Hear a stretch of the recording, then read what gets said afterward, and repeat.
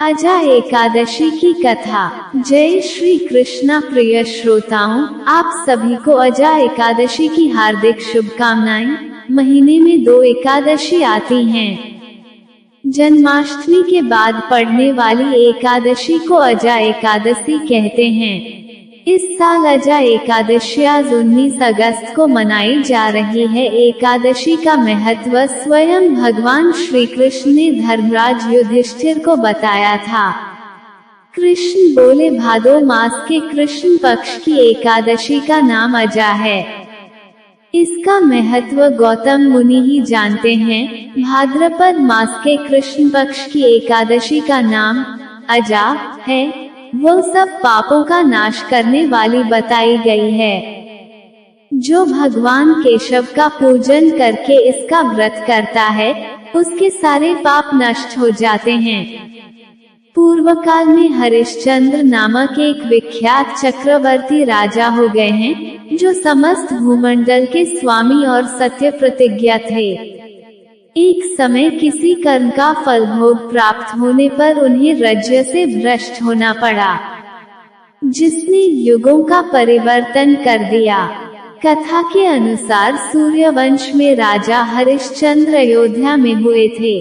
उनके द्वार पर एक श्याम पट लगा था, जिसमें मणियों से लिखा हुआ ये लेख था, इस द्वार में मुंह मांगा दान दिया जाएगा। राजा ने अपनी पत्नी और पुत्र को बेचा, फिर अपने को भी बेच दिया। पुण्यात्मा होते हुए भी उन्हें चांडाल की दास्ता करनी पड़ी। वे मुर्दों का कफन लिया करते थे। इतने पर भी नृपश्रेष्ठ हरिश्चंद्र सत्य से विचलित नहीं हुए। इस प्रकार चांडाल की दास्ता करते उनके अनेक साल व्यतीत हो गए। इससे राजा को बड़ी चिंता हुई। वे अत्यंत दुखी होकर सोचने लगे, क्या करूं, कहां जाऊं, कैसे मेरा उद्धार होगा। इस प्रकार चिंता करते करते वे शोक के समुद्र में डूब गए। राजा को आतुर जानकर कोई मुनि उनके पास आए। वे महर्षि गौतम थे। श्रेष्ठ ब्राह्मण को आया देख नृपश्रेष्ठ ने उनके चरणों में प्रणाम किया और दोनों हाथ जोड़ गौतम के सामने खड़े होकर अपना सारा दुखमय समाचार कह सुनाया।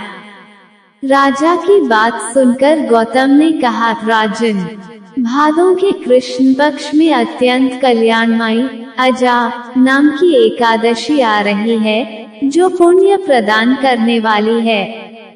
इसका व्रत करो, इससे पाप का अंत होगा। तुम्हारे भाग्य से आज के 7वें दिन एकादशी है। उस दिन उपवास करके रात में जागरण करना। ऐसा कहकर महर्षि गौतम अंतर्धान हो गए। मुनि की बात सुनकर राजा हरिश्चंद्र ने उस उत्तम व्रत का अनुष्ठान किया। उस व्रत के प्रभाव से राजा सारे दुखों से पार हो गए। उन्हें पत्नी का सन्निधान और पुत्र का जीवन मिल गया। आकाश में दुंदुभियां बज उठी, देवलोक से फूलों की वर्षा होने लगी। एकादशी के प्रभाव से राजा ने अकंटक राज्य प्राप्त किया और अंत में वे पुरजन तथा परिजनों के साथ स्वर्गलोक को प्राप्त हो गए। राजा युधिष्ठिर, जो मनुष्य ऐसा व्रत करते हैं, वे सब पापों से मुक्त हो स्वर्गलोक में जाते हैं। इसके पढ़ने और सुनने से अश्वमेध यज्ञ का फल मिलता है। जो मनुष्य इस उपवास को विधान पूर्वक करते हैं तथा रात्रि जागरण करते हैं, उनके सभी पाप नष्ट हो जाते हैं और अंत में वे स्वर्ग को प्राप्त करते हैं। इस एकादशी व्रत की कथा के श्रवण मात्र से ही अश्वमेध यज्ञ के फल की प्राप्ति हो जाती है। जय श्री हरि। प्रिय श्रोताओं, ये थी आज की वीडियो। उम्मीद है आपको वीडियो पसंद आई होगी। वीडियो को लाइक, कमेंट और शेयर जरूर कीजिएगा।